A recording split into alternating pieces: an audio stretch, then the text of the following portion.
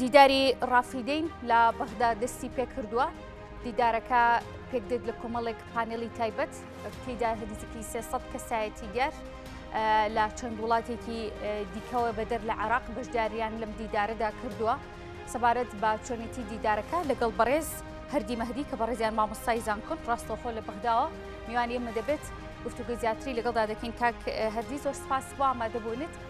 دەمەوێت باس یاخود لە دیداری ڕافیدەین بکەین چۆن بەڕێوە دەچێت دروشمی ئەم ساڵی دیدارەکە چییە؟ سڵاوتان لێبێ سڵاو لە بیران و بیسرانی کورسات. دیداری ڕافیدەین دیدارێک ساڵانەیە و ئەمە نسخەی چوارەمێتی کە لە شاری بەغدا بەڕێوە چێت بە میوانداری چەندی کەسایەتی سیاسی و ئەکادمی و سنتەرەکانی توێژینەوە تقریبا لە زۆربەی وڵاتانی دنیاوە بانگێشت کراون لە دۆخێکی ئاڵۆز و ناڕوونی ناوچەیی و هەرێمایەتیە دیدارەکە بەڕێوە ئەچێت. من ناتوانم لێرە گەشت بینی بم بڵێم ئەم دیدارە کاریگەری گەورە و ئەوانەی ئەبێت لەسەر بواری سیاست، بەڵام ئەکرێ بە دوو شێوە سەیری بکەین یا بیبینین. یەکیان ئەوەیە کە لە دۆخێکی ئاوایە کە عێراق لە بنبەستێکی سیاسی توش بووە و هەڵبژاردن خەریکە یان نەکە خەریکە تێپەڕیوە لە کاتی ئاسایی خۆی بۆ تەشکیلکردنی ئەو حکوومەتوە و تێگەیشتنانی کە لە بینی سیاسەکانە بێتەکایەوە ناتێتە دی و لەوەش زیاتر بۆی هەیە لە سبینەوە خۆپیشاندانەکان و بڕوایم دەست پێەکەنەوە و کاریگەری ئەبێت لەسەر پرۆسەی سیاسی جارێکی تر و دۆخی ناوچەکەش لە ڕووی هەرێمایەتیەوە ئەو ئێرانە خۆپیشاندانێکی سەرانسەری گرێتەوە و لە زیاد لە 130 شار و شارۆچکە خۆپیشاندان تایە بەردەوام و زیاتر جارە چوتە پێشەوە. لەم کاتەیە ئەم جۆر دیدارانە لە ڕاستیە ناتوانێت حەلێکی وا بکات چونکە دیدار ئاتەن ئەم جۆرە تێگەیشتانە لە قۆناغی هێمن و لە قۆناغێکی باشترە ئەتوانن ڕاستپاردەکانی خزمەتی پرۆسی سیاسی بکەن. لە پرۆسی سیاسیشە دیبلۆماسیەتی ناو میدیا و لە ڕێی میدیا و لە ڕووی شۆکانەوە ناتوانانی حەلێکی ئێشەی سیاسی و لە سیاسی بکە. بەڵام دیوەکەی تری بینەکەی ئەمەیەکە بەڵێ ئەمە بێتە کەڵکاریەکی کللتوری ڕۆشنبیری و تێگەشتنی زیاتر و ئاشنابوونی زیاتر بە هێزەکان بە یەکتر ئەیە و هەروە وڵاتان لەگەڵ یەکترا وەکو جۆرێک لە باڵیۆزی ئەکادمی خۆیان باڵۆزی سیاسی خۆیان تەنها نکان یەکتر ئەبینن لێرە. ئەمە تا ڕادەیەک جۆرێک تێگەیشتن تازەیە و جۆرێک لانی کەم ناسینی کێشەکان زیاتر بێگەناسێنێ. بەڵام من بەگشتی بۆ دیدار و بۆ ئەو کۆنفرانسانەی کە لەم جۆرە نانان ڕوئێن و خەڵک زۆر دڵتەنگە و بەتایبەت ناوچی ناوەڕاست و باشوور کە تقریبا جۆرێ لە ناومێدیەکی ڕادە بەدەر بەرامبەر بە حکوومەت و بەرامبەر بە ئەزمموی خۆیان لەم ناوچەیە هەیە ناتوانێت دڵخۆشی بە عێراقەکان بەڵام بۆ تێگەشتن و بۆ بەنەمێنانی جۆرە لە باشە ئەیکەواتە کە دیدارێک ڕێک دەخرێت کە زەمینە سازی بۆ گەرنایی بنین پرۆژەیەکی لەم جۆرە کە نزیکەی 300 توێژەر و کەسایەتی بەشداری تێدا دەکەن لە نزیکەی 23 وڵات هەڵە نەبم کاکردی گەر هەڵە بوو جەناب بۆم ڕاست بکەیتەوە بەشداری تێدا دەکەن. کەواتە چی دەگۆڕێت ئەم دیدارە 300 کەسایەتی سیاسی توێژەر چ گۆڕانکاریەک لە کۆی پرۆسەکانی پرۆسە سیاسی و چقبستویەکان پرۆسە ئابووری کۆمەڵایەتەکانی عێراقدا دروست دەکات؟ ینی شتەکە پەیوەندی بە چیەوەی پەیوەندی بەوە یەکەم دۆخەکە زۆر گەورەتر لەوەی کە بە دیدارێک چارەسەر بکرێت ئەمە سروشتی ذاتی کێشەکە وایە. دووەم لە پەیوەندی بەوە هەیە کە بڕیار بەدەستانی پلەیەک لە دیدارەکەیە ئامادە نین. ڕاستە بۆچی سەرۆکی پەرلەمان تێیدا بەشدارە؟ بەڵێ سەرۆکی پەرلەمان خۆی بەشێکە خۆتان ئەزانن لە ئێستا بەڵێ ئەزانم سەرۆکی پەرلەمان لێرێ بەڵام تەنها سەرۆکی پەرلەمان وەکو کەسایەتی یەکەمی هێزەکان. بەڵام ئایا بانگێشت نەکراون یان بۆچی بەشداریان تێدا نەکردووە؟ نا بانگێشت کراون بە پێچەوانە بانگێشت کراون بەڵام ئەم مەرکەزە ئەمە خۆی سنتەرێکی توێژینەوەیە یعنی سنتەرێک نییە کە لەناو عمقی بڕیارە بێت وە کاریگەری هەبێ تەوسیاتەکانی ئیلزامی بن بۆ پەرلەمان یان بۆ حکوومەت یاخود بۆ ئەحزابی سیاسی. ئەمە یەک. دووەمە ئەو کەسایەتیانەی کە هاتوون بۆ نمونە سەرۆکی پەرلەمان هاتووە بەڵام سەرۆکی پەرلەمان لە ئێستەیە پەرلەمانەکەی خۆی بەشێکە لە کێشە و خۆی بەشێکە لەو خەرقانەی کە لە پرۆسی سیاسی عێراق ئەنجامیاوە و نەیتوانی و ڕێگەچارەیەک پەرلەمان لەم کاتانەیە بۆ ئەوەیە کە تۆ ڕێگەچارەیە بدۆزیتەوە بۆ ئەو بنبەستە سیاسیانەی کە ڕۆبەڕووی هێزە سیاسەکان ئەبێتەوە. بەڵام ئێوە بینن کە پەرلەمان خۆی بەشێکە لە کێشە و هەروەها ئەم پەرلەمانەی ئەم جارە و بەتایبەت پاش کشانەوەی سەدرەکان نەیتوانیوە نوێنەری سەرجەم لایەنەکان ناو عێراق بێت. ئەوتانزانێەوە 73 پەرلەمانتاری سەدری کشانەوە و ئەوان ترات نەجێگەیان کە وەکو شایستەی خۆیان هەڵ نەبژێرابوون بەڵام لەبەری شوێنەکەیان چۆڵبوو هات نەجێگەیان ئەمە بەشێکی ترە دیوێکی تریشی ئەوەیە کە دۆخی عراق تەنها پەیوەندی بەوە نییە کە عراقیان خۆیان چارەسەریکەن بەڵکو دۆخەکە زۆر وابەستەیە بە دۆخی هەرێمایەتی دراوسەکانی و زۆر وابەستەیە بە دۆخی نێودەوڵەتی و تەنانەت ئەمریکا و رووسیا و چین و هەموو وڵاتان کەواتە لەسەر ئاستی نێودەوڵەتی وەکو جەنگی ئۆکراینە رووسیا کاریگەری هەیە کردووە بۆ ئەوەی ئەم پەیامانە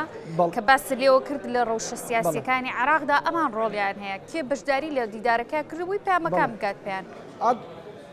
بەڵێ من بە دوو خاڵە بەڕووکە یەکەمیان بە وەکو بەشداری ئەمریکا بڵێن نوێنەری ئەمریکا لێرەیە نوێنەری باڵۆسخانەی ئەمریکا لێرەیە رووسیا لێرەیە بۆ وڵاتە عەرەبیەکان بەشێکی زۆریان لێرەن ئێران لێرەیە بەڵام ئێرانیەکان بە پلەی یەک نەهاتوون بەڵکو یاریدەری پێشووی وەزیری دەرەوە هاتووە بۆ نمونە توێژەرەکانیش خۆتان نەزانن توێژەرەکان مرکزی بەحسین مرکزە بەحسەکان عادەتەن بە نەرمی و بە هێواشی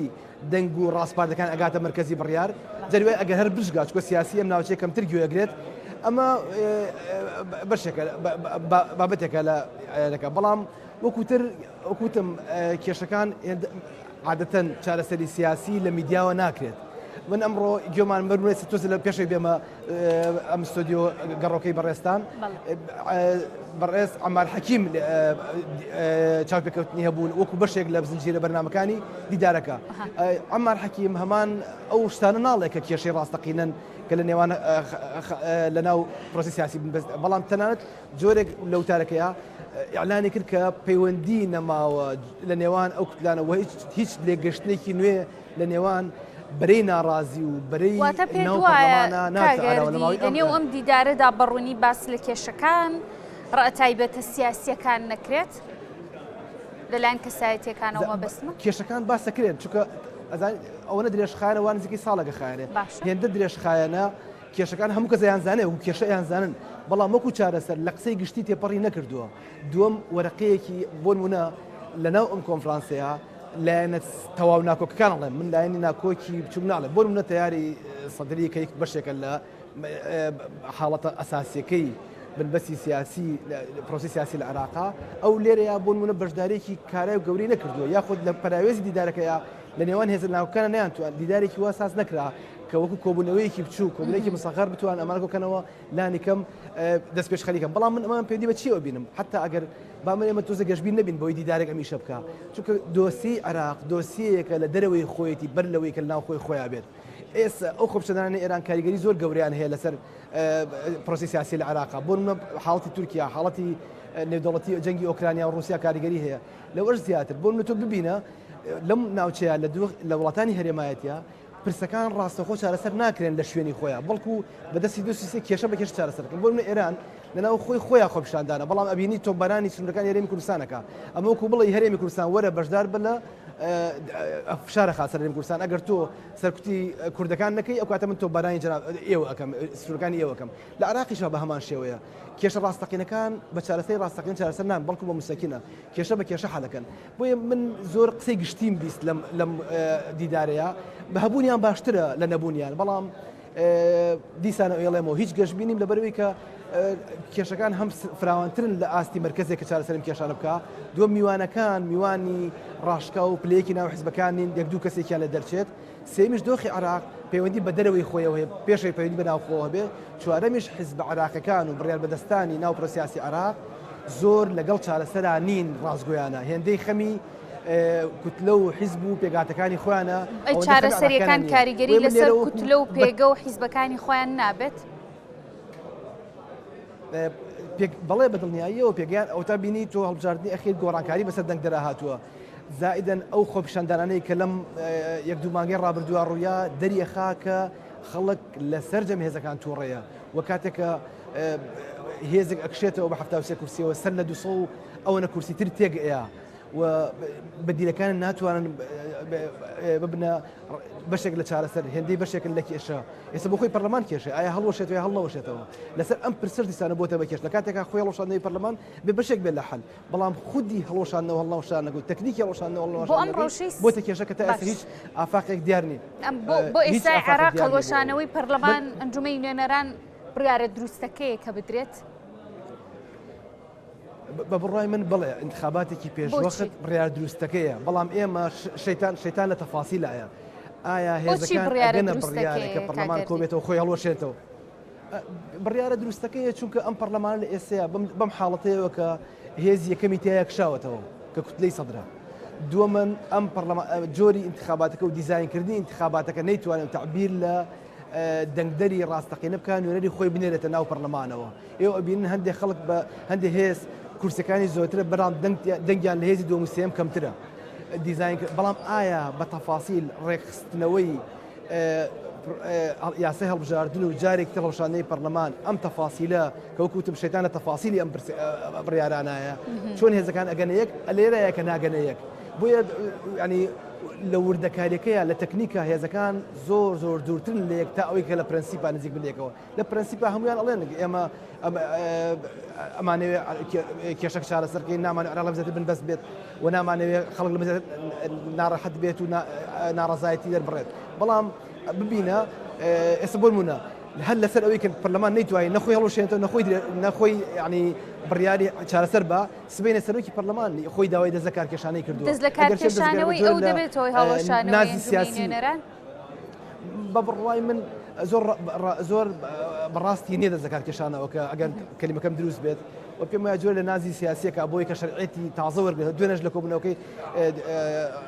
دیداری ڕافدێنە هەر ئاماژەی پێکرد کە ڕاشکاوانە و دوتی منەمێ متمانەی ئەو پەرلەمانتارانە بەدەست بێنمەوە کە دەنگیان بە من نەیە و دواتر هاتوو ناو پەرلەمان مەبەستی کشاوەکان و ئەوانە بن کاتونەتە جێگەی کوتلەی سەدریەوە بۆیە من پێم وایە ئەمە تەنیا جۆرێکە بۆ ئەوەی کە ئەگەر ڕێکەوتنێک ڕوویە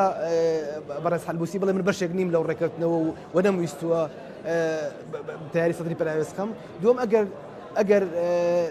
وتیشیان بۆ پەرلەمان لەماشە بڵێ کاوێک من ئیستقالەم کردووە بەڵام ئەوە بوو بە دەنگەوە نەهاتوو منە لەبەر پێم وانییە ئەو ئیستقالی قبول بکرێت دوو سیناریۆ لە بەردەما یان ئەوەیە کە کۆی پەرلەمان سبەینە هەر ئەسڵەن جەلسە نیساب تەواو ناکەوە ئەو دۆسیە فەرامۆش دەکرێت دووەم یان ئەوەیە کە متمانەی ئێنە و جارێکتر کە دیسانەوە ئەچینەوە سەر مڕەبع یەکەم کە بریتێ لەوەی کە ئەم پەرلەمانە لای خۆپیشاندەران کە شقامیان بەدەستەوەی ئێستا تعبیر نییە لە ئیرادەی خەڵکی عراق لانی کەم وەسەط و جنوبەکەی لەبەرەوە پێم وایە کێشەکان ڕۆژانە ئاڵۆسترە بن و نەک ئەم چل ڕۆژەی بەرەو چارەسەر و ڕێگە چارەسەر نەدۆزیێتەوە بەڵکو پێم وایە خۆپیشاندان جۆرە لە جۆرەکان بە خەستر و زەقتر سەرەڵەیاتەوە باشە کاگردی لە قسەکانی پێشتر باس لەوە کرد کە نێو وڵاتانی دیکە لەسەر ئاستی دەوڵەتی ئەم شڵەژانی نێو عێراق بە دەرفە دۆرەگرن دەستیان هەیە لە نێو کۆیکە سیاسیەکانی عێراقدا بەرژەوەندی ئەوان چی ئەخوازێ لە کاتێکە چەند جارێک جنین پلاسخارد داوای کردو لەلایەنە سیاسیەکانی عێراق کۆ ببنەوە ڕێک بکەون باربارا لیف لە ماوەی ڕابردوودا بە هەمان شێوە لەسەر ئاستی باڵا لەگەڵ هەر یەکێک لە حیزبە سیاسیەکانی هەرێم و بەغدا کۆبەوە ینی بەرژەوەندی ئەوان چی دەخوازێت لەم ڕەوشەی عێراقدا خۆی هەموو هێزەکان تەنها داعش و ئەلقاعیدە داوایان نەکردووە کە عێراقیان ڕێکەون هەموو دنیاڵێ ڕێکەون بەڵام کاتێکە ئەجەنداکان یەنە پێشە و بەرێکەوتنیان دروستە بێت لێرە کێشە دروستە بێت بینە ئەم وڵاتانی دراوسێ وەزایدن ئەمریکا ئێران وەکو هەلو هەڕەشە سەیری عێراقەکەن نەگۆکۆیکە عێراقیان چیان ئەوێ ئەمە کێشەکەیە کاتێککە ئێران ئەچێتە ناو گفتوگۆ لەگەڵ ئەمریکا لە ئێستەیە کۆبوونەوەی ئەوەی کە خۆیان پێڵێن بەرجام 5 زائیدیەک و ئەمریکا ئەوێ لەگەڵ ئێران ڕێکەوێ بەڵام بە مەرجی خۆی ئێران ئەوێ ڕێکەوێ و بەرجام زیینوکاتەوە بەڵام بە بۆن و بەرامەی ئەوەی کە خۆیان داوایەکەن لێرەیە چی بۆتە کارت لە دەرەوەی ئەو ڕێکەوتنێکە لەبین ئێران و ئەمریکا هەبوو ئێستا مردوو یانە زیینوکەنەوە عێراق مەلەفێکی ساخینیانە وەکو چۆن یەمەن و لوبنانش دیسان و بە هەمان شێوە زائیدن ئەم خۆپیشاندانانی ئێرانیش لەسەری ئەم جۆرە مەلەفانە ئەبنە هەل و ئەبنە هەڕەشەش بۆیە وەکو کارت بەکارهێنرێن وەکو ئامرازێک لەسەر مێزی دامستان بەکارهێنرێن ئەمریکیەکان ئەیانەوێ جۆرە لە جۆرەکان ئێران نینۆکی کورد کرێتەوە لە ناو عێراقا ئێرانیش خۆ هێزێکی ئاسایی نییە لە عێراقا بەو ئاسانیە ناکرێت دوم ئێرانیش ئێوێ پرسی سیاسی لە عێراقا و چارەسەری پرسی سیاسی بەسێتەوە سەر مێزەوە ینی بیخان سەر مێزی 5 زائیدێک و ئەوە بڵێ کە ئەگەر بێت و لەگەڵ ناڕێکنەکەوی ئەوە یەمەن و عێراق و لوبنان لێکەمەوە بە ئاگر یاخود نێڵم بگاتە شوێنێک کە ئێران ڕاستە هێزێکە لەم منتیقەیە ناتوانێت هێزێکی ئاوەدانکەرەوە بێت هەر بۆ خۆشی هێزێکی موسیبەت بارە بەڵام ئەتوانێت تێک دەربێت هێزێک ئەتوانێت تێک بە بۆیە لە عێراقا وەکو کارت سەیری پرۆسی سیاسی عێراقاوە پرۆسی سیاسی عێراقی پرۆسەیەکی نیشتیمانی حاڵی حاضر ئەوەندەی کە داشەکانی پرۆ ئێرانیەکان هەوڵەیەن بۆ نمونە ئەو ئەجەندە ئێرانیانە جێبەجێ بکەن ئەوەنە بیر ناکەنەوە کە جادی عێراقی چی پێویستە و بیرکردنەوەیکی نیشتیمانی زاڵنێ بەسەرەوەیە بۆیە ئێران وەکو کارسێرێ بە هەمان شێوە ئەمریکاش ئەگەر بێت و لەگەڵ ئێرانە بکەوێتە ڕێکەوتێکی دڵگیر ئەو کاتە لەوە چێ یا بە سازش بێت یا بە سەپاندن بێت دۆسی عراق تێپەڕێنە بۆ جۆرەی کە لارێکم حکوومەتێکی جارێکتر نیمچە چارەسەر دروست بێت بۆ وەڵامدانەوەی شەقامی عراقی بەڵام خۆتان نەزان لە 2023ەوە عراق وەکو مسەکین حکوومەتەکانی پێگەناوە نەگۆکەوەی کە شەقامی عراقی چ جۆرە حکوومەتێکی پێویستە زۆربەی چارەسەرەکان زۆربیان جۆرێک لە یان کو بڵێ سەرکەرن چارەسەری ڕاستەقینەوە شەینین بەڵکو زیاتر دڵی دراوسەکانیان ڕازی کردووە دڵی هێزەندەڵەکان ڕازی کردووە هەر کەسەوە بە پشتی خۆی کێکەکە سوچێکی خۆی بردووە بەڵام بەپی ڕۆژ نفوزی کێکەکە و گەورەی کێکە جیاواسی و کاریگەرە باشە کە دیدارەکە دیداری ڕافیدەینە لە عێراق بەڕێوچێ سەرجەم کەسایەتی لەسەر ئاستی باڵا بە یاخودنا لە هەرێم و لە عێراق بەشداریان لەو دیدارەیە کردووە دوێنێ محەممەد حەلبوسی باسی لە هەرێمی کوردستانیش کرد کە کێشە یاخود پرسەنێتەوەیەکانیان پێش پرسە تائیفی و بابەتەکانی دیکە خستووە ڕەوشەکە لە هەرێمی کوردستانە چۆنە بیدرێت هەرێمی کوردستانیش ناتوانانی ینی ئەم دۆخە پڕ لە ئیلتیهاب و پڕ لە تەشەنوجەی کە لە ناوچەکەیان ڕوویاوە هەرێمی کوردستان ناتوانێت بەشێک نەبێت لەم پرسە حتا ئەگەر بێلایانی خۆشی ئەلام بکات ناتوانێت بەشێک نەبێت لەم کێشانە بە دڵنیایی کاریگەری ئەبێت بەڵام ئەمەیە لێرە ئایا هەرێمی کوردستان بیرکردنەوەکانی بە چ مەسیرێکایە ئایا بەر لەوەی کە بیر بۆ ئەم حاڵتە زۆر گرنگە من ئەمە بڵێم زۆر گرنگە کاتێککە بڕیار لە بەرامبەر ملانەیەکی سیاسیە و کاتێککە دەوروبەرت بە ئاگر و بە دۆخێکی ناڕوونی مەترسیدار پڕ لە هەڕەشە دەورە درراوە گرنگە هەرێمی کوردستان لێرە چۆن بیرەکاتەوە بە بڕای من خاڵ یەکەم پێویست بۆ هەرێمی کوردستان ئەوژەوەیەکە وەکو گوتارێکی یەگرتو شەراکەتێکی ڕاستەقینە لە بڕیاری سیاسی بۆ مامەڵەکردن لەگەڵ دەرەوەی خۆیان بەتایبەت لە ئێسیا پێگەنەرەکانی حکوومەت کە یەکێتی و پارتی و گۆڕان دیارە ئەبێ بە بڕیارێکی هاوبەش و مشتەرەک بەشداری بکەن لە مامەڵەکردن لەگەڵ پرسەکانی دەرەوەی خۆیان چ لە بەغدا چ لەگەڵ هێزن دەوڵەتەکان و چ لەگەڵ خۆپیشاندانەکانی ئێرانە ئەمە زۆر گرنگە چونکە گەر ئەمە کرد شەقام لەگەڵتایە و هێزەکان بەجیا مامەڵە ناکەن و بەجیا بەشداری ناو کۆبوونەوە نهێنیەکان و ئاشتراکان ناکەن و لێدوانی ناتەبان نایەن کە دوایی ئەم لێدوانە ببن باڕەشە ئەمە خاڵێکە بەڵام کاریگەریەکەی تو ناتوانێت حتا ئێران بەو گەورە جەنگ جیانێکە یەکەم و دۆ ماوەتی من بێلایەنم بەڵام نەیتوانی بێلایەن بێت هەرێمی کوردستان ناتوانێت بێلایەن بێت چونکە لە عێراق بەشێکە لە پرۆسی سیاسی و دراوسەیەکی ناچاری ئێرانە ولەولا مەسەلەن بەشێکە لە ئەجەندای بەرژەوەندەکانی ئەمریکا لە ناوچەکەیە بۆ یەک زۆر گرنگە هەموو حاڵەتێکە یەکگرتووی هەرێمی کوردستان چاکسازی لە ناوخۆ شەراکەتی ڕاستەقینە دۆخی هەرێمی کوردستان بەهێزترەکە مادام بەغدا ئاڵۆزە مادام ئێران ئاڵۆزە مادام تورکیا هێشتا یەکلایی نییە لە نێوان شەرق و غەرب ئەوانەیە هەرێمی کوردستان ئەتوانێت ئەمە وەکو هەلێک لێک باتەوە بە مەرجێک ئەگەر گوتاری سیاسی یەکگرتوو بێت ئەگەر بە یەک قسە بەشداری کۆبنەوەکار بکەین ئەگەر تەوزیعی ئەدوار و تەوزیعی ڕۆڵ بکەین لە ناوچەکەیە بەڵێ بەڕێز هەردی مەهدی مامۆستای زانکۆ لە بەغدا و میوان مام بوو سپاس بۆ ئامادەبوونت